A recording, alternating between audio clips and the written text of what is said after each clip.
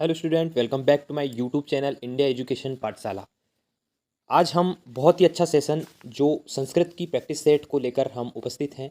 बहुत अच्छे शिक्षा शास्त्र से रिलेटेड क्वेश्चन है, बहुत अच्छा संग्रह है और वर्ग 3 पात्रता परीक्षा और सीटेट के लिए बहुत ही इम्पोर्टेंट, जहाँ पे जिस भी एग्जाम में संस्कृत पेडागोजी से संबंधित क्वेश्चन आएंगे उसके लिए बहुत आईएमपी मोस्ट आईएमपी क्वेश्चन होने वाले हैं।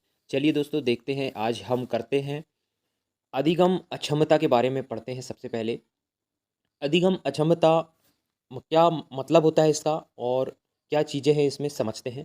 तो देखिए, डिसलेक्सिया डिसलेक्सिया मतलब कि पठन संबंधी कठिनाई है ना। सबसे पहला डिसलेक्सिया है। डिसलेक्सिया में क्या है? पठन संबंधी कठिनाइयाँ। ट्रिक सबसे पहले याद रख लेंगे आप कि डिसलेक्सिया जैसे कि लेख यानी लिखना, लिखना से रिलेटेड आ रही चीज़ें, मतलब कि इसको पठन याद रखना है आपको। लिखने से याद रखना है पठन। क्या याद रखना है?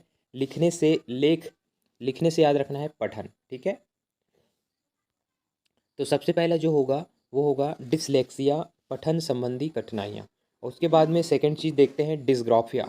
डिसग्राफिया इसमें क्या होगा? डिसग्राफिया में लेखन संबंधी कठिनाइयाँ आती हैं इसमें, डिसग्राफिया में।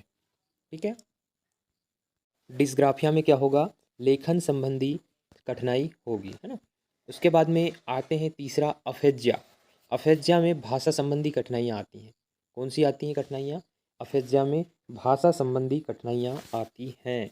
ठीक है, उसके बाद चौथा देखते हैं डिसकैलकुलेशिया। डिसकैलकुलेशिया डिसकैलकुलेशिया में गणित संबंधी कठिनाइयाँ आती हैं। कैलकुलेशन यानी गणित संबंधी होगा कि नहीं? कैलकुलेशन, कैलकुलेशन यानी जोड़ना, है ना, कैलकुलेट करना। तो कैलकुलेशन को हम गणित से रिलेटेड करेंगे। ठीक है, कैलकुलेशन को गणित से रिलेटेड करेंगे।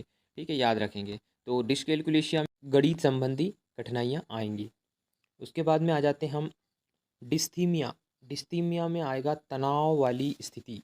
कौन सी स्थिति? तनाव वाली स्थिति आएगा डिस्थीमिया डिस्थीमिया में। अब उसके बाद में आ जाते हैं अगले में, अगला देखते हैं एलेक्सिया। एलेक्सिया में क्या आता है? पठन संबंधी, मस्तिष्क क्षति संबंधी समस्याएं आती हैं। ठीक है, उसके बाद में सातवां देखते हैं अप्रेक्सिया। अप्रेक्सिया में गामक कौशल संबंधी कठिनाइयाँ आती हैं। उसके बाद में सबसे लास्ट वाला देखेंगे डिस्मोर्फिया। डिस्मोर्फिया में भ्रम वाली स्थिति, जब अधिक आ रहा है, भ्रम हो रहा है, तो उस स्थिति में डिस्मोर्फिया कहते हैं हम उसको। ठीक है, चलिए दोस्तों, आगे हम पढ़ते हैं, अगले क्वेश्चन की ओर बढ़ते हैं हम। कक्षा में अध्यापक कक्षा में अध्यापक बच्चों के ऊपर नहीं करता। क्या नहीं करता? सहानुभूति, दया, उपकार आदि, ये सारी चीज़ें क्या नहीं करता है? कक्षा में अध्यापक बच्चों के ऊपर नहीं करता है। सबसे आगे, अब आगे क्वेश्चन को देखते हैं हम। लेखन में भाषण की अपेक्षा क्या भिन्नता पाई जाती है? तो ये पाई जाती है पुनरावृत्ति एवं संक्षेपीकरण की न्यूनता। ठीक है, सबसे पहले मैं प्रैक्टिस सेट लेने से पहले मैं आपको ये सारी चीज़ें बता दे रहा हूँ, टॉपिक पे चर्चा कर ले रहा हूँ, फिर मैं उसके बाद में क्वेश्चन आपको बताऊँगा। ठीक है, लेखन में भाषण की अपेक्षा क्या भिन्नता पाई जाती है? तो क्या भिन्नता पाई जाती है? पुनरावृत्ति एवं संक्षेपीकरण की न्यूनता पाई जाती है। ठीक है, आगे देखिए क्वेश्चन। अनुदेशन में स्वतंत्र चर होता है। स्वतंत्र चर कौन सा है अनुदेशन में? वो होता है आपका अध्यापक। क्या होता है? अध्यापक का स्वतंत्र चर होता है। ठीक है, याद रखेंगे। निश्चित काल में विद्यार्थी के कार्य, प्रगति, अभिवृद्धि आदि के विषय में जानकारी मिलती है। पत्राधारः पोर्टफोलियो के माध्यम से हम बच्चों की सारी जानकारी लेते हैं। पोर्टफोलियो के माध्यम से हम सारी जानकारी लेते हैं, याद रखेंगे, है ना। 86वें संविधान संशोधन संबंधित है शिक्षा से संबंध मूलभूत अधिकार से। ठीक है, शिक्षा से संबंध और मूलभूत अधिकार से। आगे याद रखेंगे व्याकरण का उपयोग होता है। तो व्याकरण का उपयोग एकीकृत, व्याकरण का उपयोग होता है एकीकृत। उसके बाद में आगे देखते हैं पठन के पूर्व कार्य का उद्देश्य मुख्य विषय की प्रस्तुति में छात्रों को प्रेरित करना। चलिए आगे पढ़ते हैं हम। अनुकरण वाचन किसके बाद होता है? अगला क्वेश्चन देखिए, 86वें संविधान संशोधन संबंधित है शिक्षा से संबंध मूलभूत अधिकार से व्याकरण का उपयोग होता है। व्याकरण का उपयोग एकीकृत, ठीक है, याद रखेंगे। छठवां, पठन के पूर्व कार्य का उद्देश्य क्या होता है? तो ये होता है मुख्य विषय की प्रस्तुति में छात्रों को प्रेरित करना, ठीक है। आगे चलिए अगले क्वेश्चन को देखते हैं। अनुकरण वाचन किसके बाद होता है? अनुकरण वाचन किसके बाद होता है?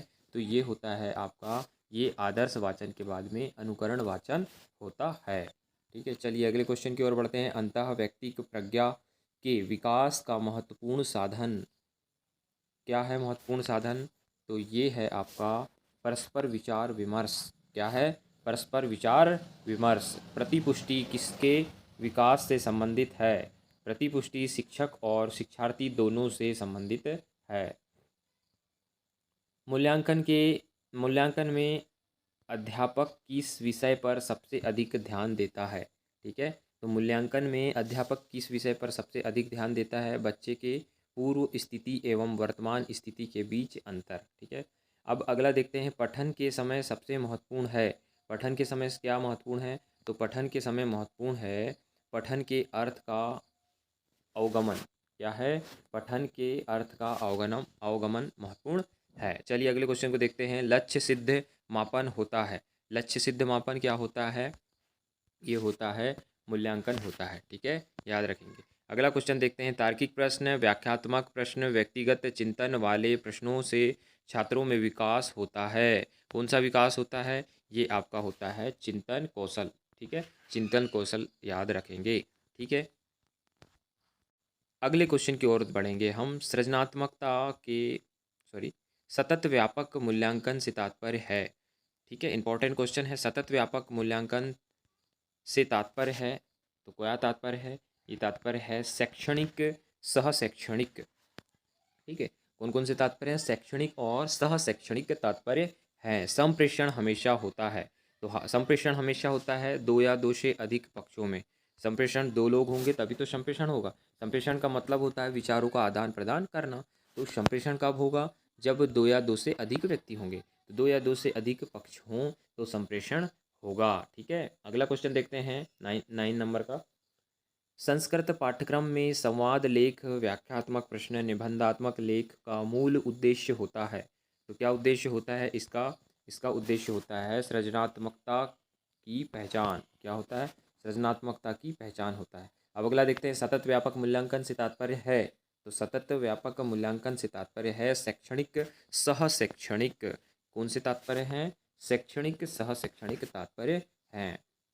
संप्रेषण हमेशा होता है, तो हम संप्रेषण हमेशा होता है दो या दो से अधिक पक्षों में होता है। कितने? दो या दो से अधिक पक्षों में संप्रेषण होता है, याद रखेंगे। चलिए अगला क्वेश्चन देखते हैं।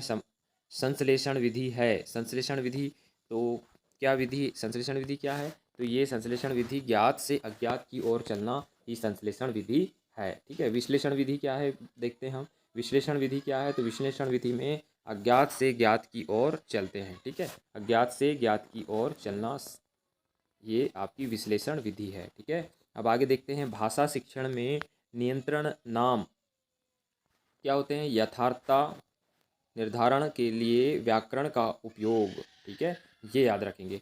बहुत बेहतरीन तरीके से आपको मैंने ये बताया हुआ है। तो ये कुछ अच्छे अच्छे फैक्ट थे, आपको मैंने दिया है, ठीक है। चलिए अगले वीडियो में मैं और भी कुछ अच्छे फैक्ट लेके उपस्थित होऊंगा और कोशिश करूंगा कि अब आपके लिए मैं संस्कृत की कुछ प्रैक्टिस सेट धीरे धीरे आपको मैं देते जाऊंगा, है ना। तो अगले वीडियो में जल्द मिलता हूं मैं अगले प्रैक्टिस सेट के साथ। तब तक के लिए धन्यवाद, नमस्कार, ठीक है।